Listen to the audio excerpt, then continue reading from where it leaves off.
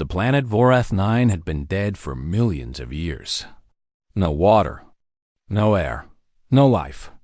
Just endless gray dust and ancient rocks beneath a black sky filled with unfamiliar stars. But deep beneath the surface, something waited. Lily Carter stood at the edge of the underground chamber and looked at the thing that had brought 5 different species to this forgotten world.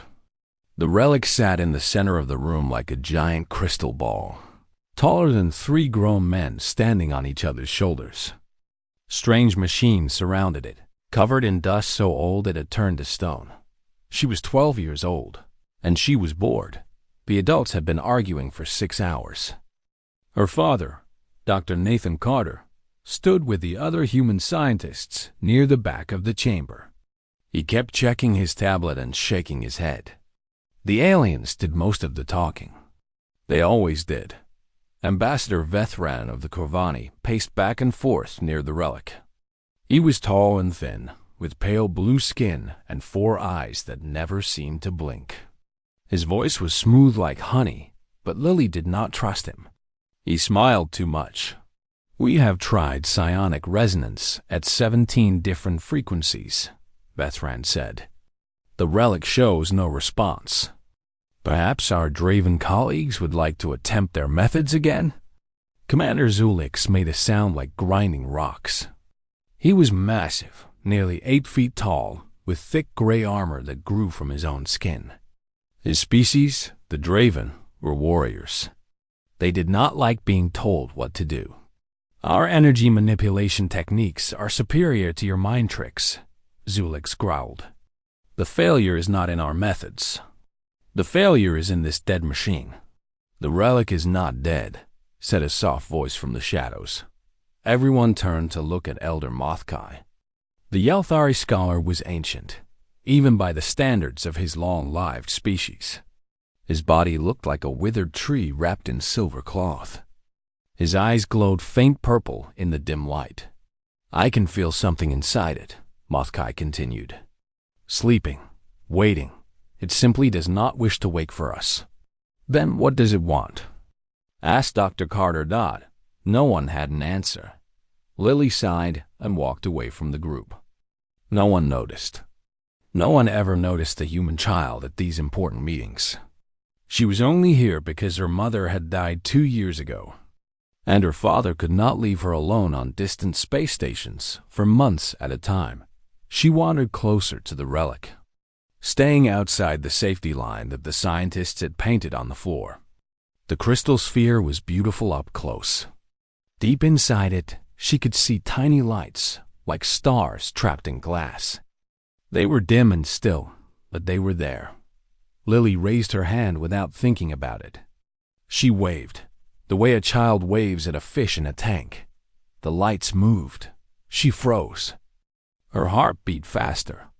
She waved again, slowly this time, moving her hand from left to right. The lights inside the relic followed her hand. They shifted together, tracking her movement like 100 tiny eyes. Lily dropped her hand to her side. The lights stopped moving. She raised her hand again. The lights rose with it. "Dad," she said quietly. The adults kept arguing. "Dad," she said again. Louder. Dr. Carter looked up from his tablet. "Lily, please stay behind the safety line. We talked about this. But Dad, it's looking at me." Her father sighed the way adults sigh when they think children are being silly. He walked over to her, ready to guide her back to the waiting area. But then he saw her raise her hand. He saw the lights follow. Dr. Carter's face went pale. He grabbed Lily's shoulder and pulled her back, but his eyes never left the relic. "Ambassador Vethran," he called out. His voice cracked. "Commander Zulix." "Elder Mothkai, I think you need to see this." The aliens stopped arguing. They turned and watched as the human child raised her hand again. The relic responded. Lights swirled inside the crystal, following her movement with perfect precision. Colors shifted from white to soft blue to gentle gold. Vethran's 4 eyes went wide. "Impossible? What did you do?" Zulix demanded, stepping toward Lily with heavy footsteps that shook the ground. "What human trick is this?" "She did nothing," Dr. Carter said quickly, stepping between the massive warrior and his daughter. "She just waved at it. That is all." Elder Mothkai moved closer, his ancient eyes fixed on the girl. "May I ask you to do something, child?" Lily looked at her father. He nodded slowly. "Walk to your left," Mothkai said softly. Slowly, Lily took 3 steps to her left. Inside the relic, the light shifted, turning to follow her like flowers following the sun. "Now stop." She stopped. The light stopped. "Remarkable," Mothkai whispered. "It sees her. After millions of years of silence, it sees her." Commander Zulix pushed past the others. He stood directly in front of the relic and raised his own massive arm. He waved it back and forth. Nothing happened. The lights did not move. They stayed fixed in Lily's direction. Vethrin tried next, using his psionic abilities to project his presence toward the relic. Nothing. Other scientists from other species stepped forward. They moved. They waved. They shouted and danced and did everything they could think of. The relic ignored them all. It only watched Lily. "This is wrong," Zulix said. His voice was dangerous now. "Humans are the youngest species in this coalition, the most primitive. Why would a precursor artifact respond to them?" "Perhaps that is precisely why," Mothkai said quietly. "What does that mean?" But the old scholar did not answer. He only stared at the human girl with something new in his ancient eyes. Something that looked almost like hope. Lily stood very still, feeling the weight of all those alien stares. She did not understand what was happening. She did not know why the pretty lights seemed to like her. She only knew that something important had changed. Inside the relic, the lights began to pulse slowly. A soft hum filled the chamber, so low that she felt it in her chest more than heard it with her ears.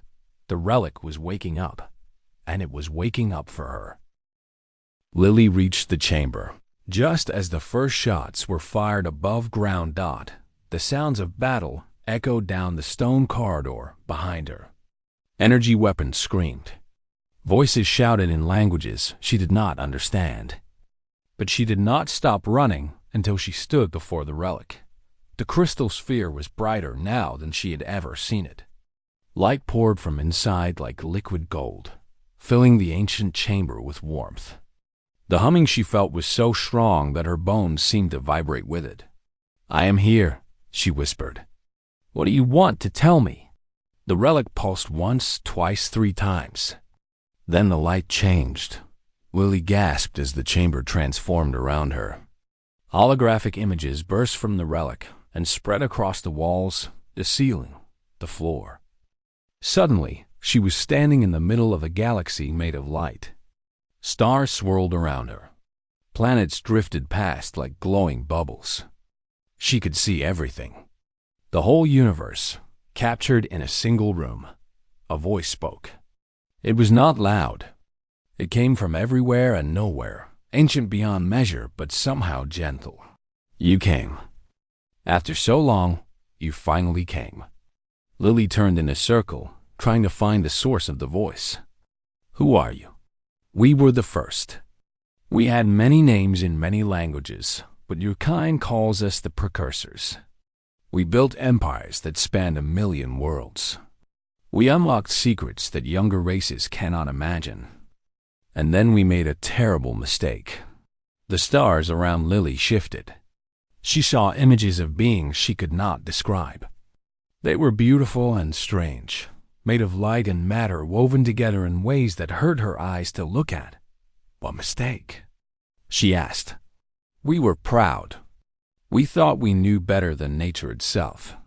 So we began to shape life across the galaxy. We took species that were evolving naturally and changed them. We gave them gifts, intelligence, strength, long life, psionic power. We thought we were helping them." The holographic images showed aliens being transformed. Lily recognized some of them. the Corvani, the Draven, the Yelthari, all of them being shaped by precursor technology into something new. But every gift had a cost. When we enhanced one ability, we limited others. When we gave them power, we took away their potential. They could only grow so far before they hit the walls we had built inside them. We had created beautiful statues when we should have planted seeds. The voice grew sad. By the time we understood our mistake, it was too late. We were dying. Our civilization was falling apart. We did not have time to fix what we had broken. So we did the only thing we could. We planted one last seed and hoped. The images shifted again. Lily saw a small blue planet orbiting a yellow star, Earth. Your world was far from our empire. Life there evolved without our touch. We watched from a distance as simple creatures crawled from your oceans and learned to walk on land. We saw them grow and change and fail and try again. It took millions of years, but eventually you appeared. Lily saw images of early humans. They looked scared and cold, huddled around fires in the darkness of prehistory. But they were learning, always learning. You were messy, violent, chaotic. You made terrible mistakes and hurt each other in ways we could not understand. But you were free. There were no walls inside you, no limits that we had placed. You could become anything. Is that why the relic responds to me? Lily asked. Because we are not limited? Yes, this device was designed to wait for a species with true freedom. A species that had grown on its own, shaped only by nature and their own choices. You are that species. And you, child, are even more special. Me? Why me? Because you are young. You have not yet decided what you will become. In adults, potential becomes reality. Choices narrow the path forward. But in children, all paths are still open. You represent humanity at its purest. Unlimited possibility. Footsteps echoed in the corridor behind her. Lily turned and saw Elder Mothkai enter the chamber. He stopped at the entrance, his ancient eyes wide as he took in the holographic display. Remarkable, he breathed. The legends were true. The precursor voice continued, acknowledging the Yelthari's presence. Your kind has stories about us. About the unfinished ones who would inherit our legacy. Those stories were seeds we planted long ago, hoping someone would remember when the time came. Mothkai walked slowly into the chamber, careful not to disturb anything.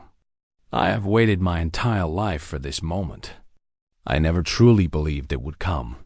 Your patience honors us, Elder, but this message is not for you. It is for her, and through her, for all of humanity. Lily felt the weight of those words settle on her shoulders. What is in the relic? What is this legacy you keep talking about? Knowledge. All of our knowledge. Science, technology, art, history. Everything we learned in 10 million years of existence. It is the most dangerous gift in the galaxy, because knowledge can be used for creation or destruction. That is why we built the relic with a test. A test? Only a free species could wake it. Only a free species could access what is inside. But there is one more condition. The knowledge cannot be taken by force. It must be given freely, or not at all. If anyone tries to claim it through violence, the relic will destroy itself and everything inside it. More footsteps in the corridor. Lily heard shouting growing closer. Others are coming, the voice said. They want what is inside me. They will try to take it. What should I do? Lily asked. Fear crept into her voice. Choose. That is all you can do. That is all any free being can do. Choose who you want to be. Choose what you want to do with power when it is placed in your hands. We cannot tell you the right answer. We can only tell you that the choice is yours. Commander Zulix burst into the chamber with Draven soldiers behind him. His armor was scorched from battle. His eyes burned with greed and rage. "Step away from the relic, child. It belongs to the Draven now." Lily did not move. She looked at the crystal sphere glowing beside her. She thought about everything she had heard, about freedom and choices and the weight of knowledge. Then she placed both hands on the relic's surface. Light exploded through the chamber, and the real test began. The light was blinding. Commander Zulix shielded his eyes with his massive arm. His soldiers stumbled backward, their weapons raised but useless against something they could not see. When the light faded, the chamber had changed. The holographic stars were gone. Instead, a wall of golden energy surrounded Lily and the relic like a protective bubble. It hummed with power that made the air itself feel alive. Zulix recovered quickly. "What is this? What did you do?" Lily's hands were still pressed against the relic's surface. She could feel warmth flowing through her, not painful but strong. It was like standing in sunlight after being cold for a very long time. "I woke it up," she said. Her voice sounded strange to her own ears. "Older somehow. All the way up, then commanded to lower this barrier." Zulix stepped forward, but the golden wall pushed back against him. He could not get closer. "Do it now, human child, or I will destroy everyone you love." More people poured into the chamber. Captain Cole arrived with a handful of human soldiers, all of them wounded, but still fighting. Dr. Carter ran to his daughter and pressed his hands against the barrier, trying to reach her. "Lily, are you hurt? Can you hear me?" "I am fine, Dad." She smiled at him through the golden light. "It is protecting me." Ambassador Vethran arrived next, followed by Corvani guards. His 4 eyes darted around the chamber, taking in the situation instantly. "Commander Zulix, this is madness. Stand down your troops immediately. I take no orders from you, diplomat. The relic is the greatest discovery in galactic history. The Draven will control it. The Corvani Council will never allow. The Corvani Council has no power here. Only strength matters now." Elder Mavkai moved through the crowd like a ghost, his ancient body somehow untouched by the chaos around him. He stopped at the edge of the golden barrier and looked at Lily with knowing eyes. "You spoke with them," he said softly. "The precursors. You know the truth now." Lily nodded. "They made a mistake a long time ago. They limited everyone except us. That is why the relic responds to humans." The chamber fell silent. Even Zulix stopped his demands to listen. "What do you mean, limited?" Captain Cole asked. "When they created the other species, they built walls inside them, limits on how far they could grow. But humans were left alone. We have no walls. We can become anything." Veteran's face twisted with something between anger and fear. "That is impossible. The Corvani are the most advanced species in the galaxy. We have achieved things your primitive kind cannot even understand." "You have achieved everything you were designed to achieve," Mothkai said quietly. "And nothing more. The precursors chose your path for you before you were even born. The humans chose their own path." Zulix roared with rage. "Lies! Draven are the masters of war. No one designed us. We conquered our place in the galaxy through blood and strength." "You are exactly what they wanted you to be," Lily said. Her voice was sad but certain. "A warrior species. Strong but limited. That is why you always solve problems with violence. It is all you know how to do." The massive commander's eyes burned with hatred. He turned to his soldiers. "Destroy the barrier. Use everything we have." The Draven soldiers opened fire. Energy beams slammed into the golden wall from every direction. The sound was deafening. Light and fire filled the chamber, but when the smoke cleared, the barrier remained untouched. Lily had not even flinched. "You cannot force your way in," she said. "The precursors built it that way on purpose. If you try to take the knowledge by violence, the relic will destroy itself. Everything inside will be lost forever. Zulix charged at the barrier himself, throwing his full weight against it. The golden wall held firm. He bounced off and crashed to the ground. "This is not fair," he bellowed from the floor. "We found this place. We funded this expedition. The relic is ours by right." "No one has a right to it," Lily replied. "That is the whole point. It is a gift. Gifts have to be given freely. They cannot be taken." Dr. Carter pressed his hand against the barrier again. "Lily, can you come out? Can you leave the relic and come back to us?" She turned to look at the crystal sphere behind her. For a moment, she seemed to be listening to something no one else could hear. "Not yet," she finally said. "There is something else it wants to tell everyone. Something important." The golden barrier began to shift. It expanded outward, not as a weapon, but as an invitation. The light grew softer, warmer, less like a wall and more like an open door.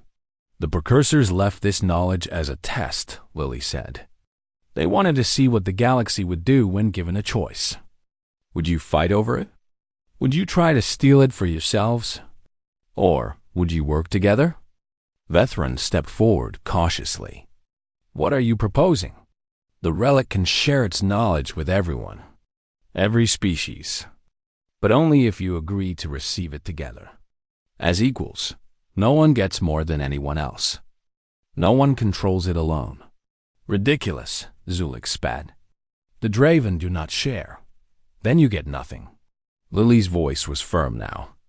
"That is the choice. Share or lose everything. There is no third option." The chamber fell silent again.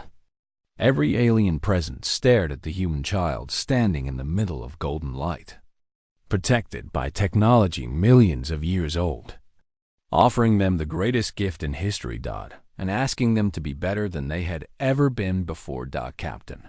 Cole holstered his weapon and stepped forward. "Humanity accepts." Dr. Carter nodded. "We will share. Of course we will share." Elder Mothkai bowed his ancient head. "The Yelthari have waited for this moment. We accept." Ambassador Vethran hesitated. His four eyes flickered between Lily and Zulix.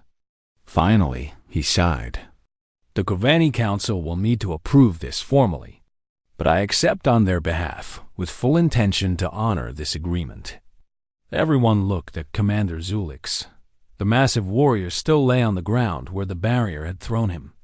His soldiers watched him nervously. His hands clenched into fists so tight that his armored skin cracked. "The Draven do not beg for scraps," he growled.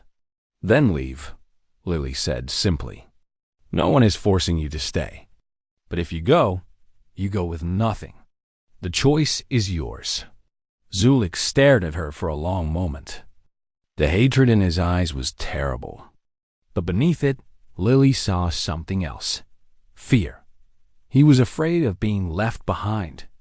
Afraid of watching other species grow while his own stood still. "We will stay," he finally said through gritted teeth. "For now." Lily nodded. "Then we have a deal." The golden barrier dissolved completely. The light around the relic softened into a gentle glow. And somewhere deep inside the ancient crystal sphere, something that had been sleeping for millions of years finally opened its eyes. The precursors. Inheritance was ready to be claimed. Together. The silence lasted only seconds before chaos erupted. "The coordinates!" Counselor Yulene shouted. "Record the coordinates. They belong to the Concord. They belong to whoever reaches them first," a Verati general argued. "We should send ships immediately. And let the humans control the greatest discovery in history?" Another voice called out. "They are children playing with fire." Ambassador Reyes pushed through the crowd to reach Megan. She was still standing before the throne, her face wet with tears, her body shaking. He put a hand on her shoulder and guided her away from the center of the room. "Are you all right?" he asked. Megan nodded slowly. I saw them, Daniel. The first architects. They were beautiful and sad. They were so afraid of what their children might become. Around them, the arguments grew louder. Species that had been allies for centuries now looked at each other with suspicion. The gift of the architects was not bringing unity. It was tearing the Concord apart. High Arbiter Thesk tried to restore order. This is exactly what they warned against. He shouted. Did you not hear their message? They feared conquerors and destroyers. They wanted us to unite, not to fight. Pretty words, Counselor Yelene replied. Her compound eyes fixed on Megan with hatred. But the human was chosen. The human holds the key. How convenient for the youngest species to suddenly control the greatest treasure in the galaxy. I don't want to control anything, Megan said. Her voice was quiet, but something in it made the room go still. The architects gave these coordinates to me, but they weren't meant for me alone. They were meant for everyone who was willing to ask instead of take. Then give them to the Concord, Yulene demanded. Let the council decide how to proceed. So your council can argue for decades while the repository sits untouched. Megan shook her head. Or worse, so the strongest species can claim it for themselves while pretending to share. Yulene's mandibles clicked with anger. You dare accuse us of such things? I dare to point out what's happening in this room right now. Megan gestured at the gathered aliens.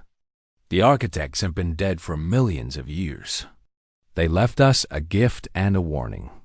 And in the first 5 minutes after receiving it, we're already proving their fears were right. The room fell silent again. Megan felt the weight of countless eyes upon her.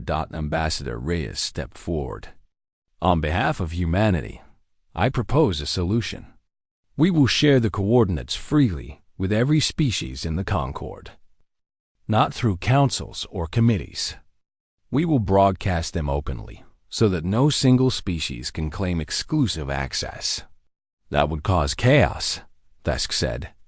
Every ship in the galaxy would race there. Then we organize a joint expedition, Reyes replied. Representatives from every species, traveling together. We explore the repository as one, and we share what we find equally. That is what the architects wanted. That is what they hoped for. Murmurs spread through the chamber. Some voices agreed. Others protested. But for the first time, the tone began to shift from fighting to discussion. Counselor Yelene was not satisfied. She turned her gaze back to Megan. And if we refuse? If the Kalathi Empire decides to take the coordinates by force? Then you prove the architects right, Megan said calmly. And you prove that you never deserved their gift in the first place. The Kalathi counselor trembled with rage. Without another word, she turned and left the chamber, followed by her delegation. The summit continued, but the atmosphere had changed. Over the following hours, debates unfolded about how to proceed. Most species agreed that a joint expedition was the wisest course. A few remained suspicious, demanding guarantees and protections. But slowly, something like consensus began to form. Megan watched from the edge of the room. She was exhausted. The experience with the throne had drained something from her that she could not name. She wanted to sleep for a week. She wanted to go home to Earth and forget any of this had happened. Instead, she stayed and listened. She offered thoughts when asked. She tried to help bridge gaps between arguing delegates. It was what she had always done as a translator, finding common ground between different perspectives, building understanding across divides. As night fell, Ambassador Reyes found her sitting alone by a window. You should rest, he said. Tomorrow will be just as difficult, I know. She looked out at the alien city. Daniel, why do you think the throne chose me? Out of everyone in the galaxy, why me? He sat down beside her. I've been thinking about that. And I think it's because you genuinely don't want power. You never have. You became a translator because you love connecting people. You love helping them understand each other." He paused. The throne wasn't looking for someone special. It was looking for someone ordinary who would ask the right question. Megan smiled slightly. "My mother always said I asked too many questions as a child. Maybe asking questions is humanity's greatest gift." Outside, the moons rose over Vethshara. Somewhere in the city, Counselor Yulene was planning something dangerous. The path forward was uncertain. But for the first time since arriving on this strange world, Megan felt something like hope. They had a chance. A real chance to be what the first architects had dreamed of. All they had to do was keep asking the right questions. Megan woke to the sound of her door sliding open. It was still dark outside. The guards who had been stationed at her door were gone. In their place stood 4 Kalathi soldiers in black armor, their compound eyes gleaming in the dim light. "Come with us," one of them ordered. Quietly. Megan's heart raced, but she kept her voice calm. "Counselor Yulene sent you. The counselor wants to talk." Nothing more. If that were true, you would have asked. "Not broken in while I was sleeping." The lead soldier raised a weapon. "We were not asking." They bound her hands and led her through service corridors that avoided the main halls. Megan tried to memorize the path, but the station was too complex. She was completely lost within minutes. They emerged in a private hangar where a Kalathi shuttle waited. Counselor Yulene stood at the base of the ramp, her 4 arms folded across her chest. "Ambassador Cole," she said. "Or should I call you something grander now? The Chosen One? The voice of the architects?" "Megan is fine." Yulene made a clicking sound that might have been laughter. Humbled to the end. "Do you know what the architect's repository could mean for my people? For any people? Technologies that could advance us by millennia. Weapons that can ensure peace through strength. And you want to give it away freely like bread at a market. The architects wanted it shared. The architects are dead. What matters now is who controls their legacy." Yulene moved closer. "You will come with me to the Kalathi homeworld.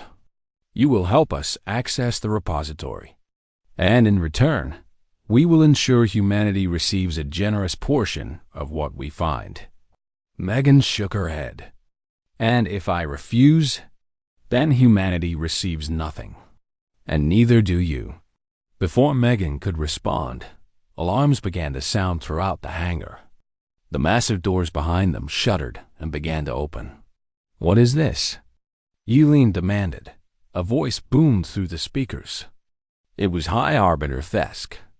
"Counselor Yulene, you are in violation of Concord law. Release the human immediately." Through the opening doors came a sight that made Megan's breath catch. Not just Varadi guards, but soldiers and diplomats from a dozen species.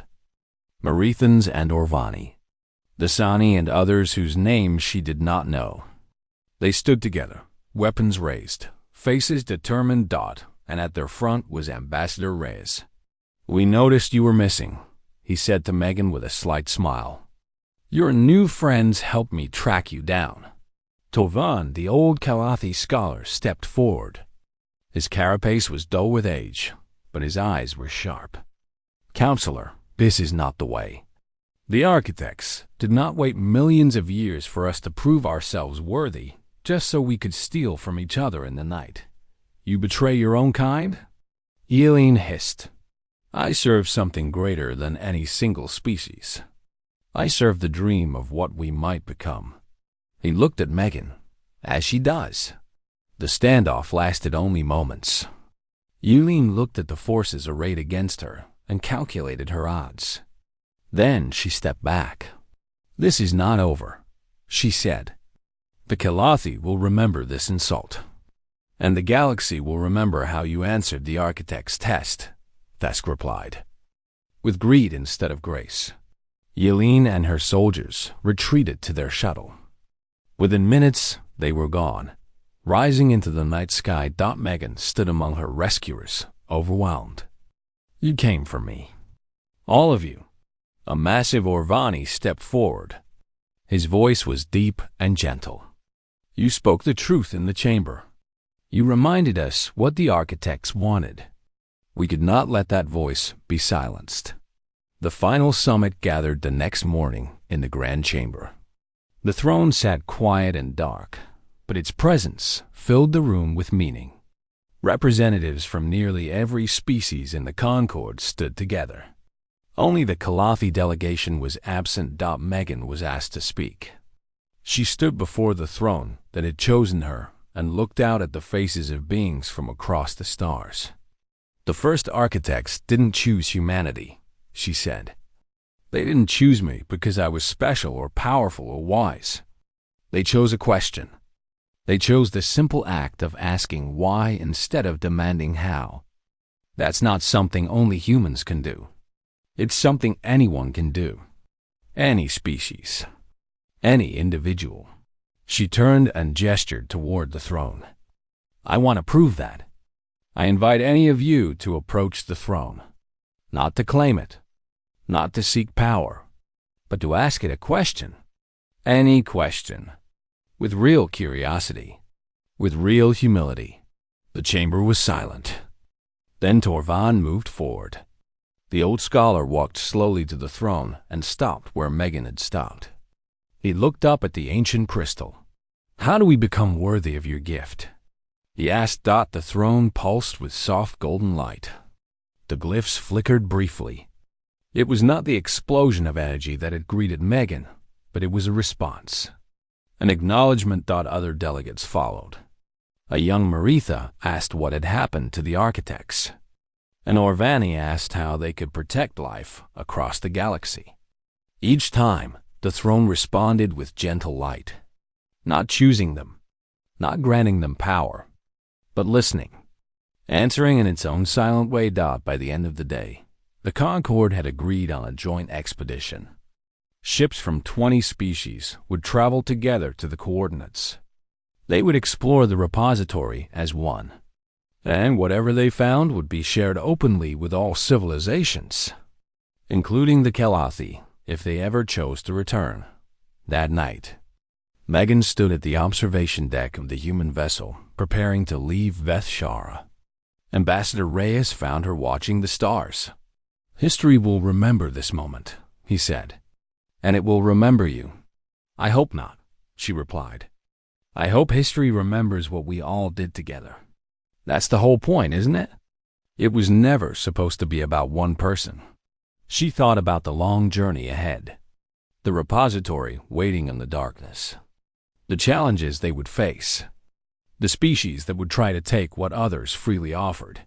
But she also thought about the throne responding to different voices throughout the day, about the old scholar asking how to be worthy, about enemies becoming allies for the sake of something greater than themselves. The first architects had waited millions of years for someone to ask the right question. Now the galaxy was full of people asking questions that Megan thought was the real gift. Not power, not technology, not coordinates to ancient treasures. The gift was remembering how to wonder. She smiled and turned away from the window, ready to see what questions the universe would ask next.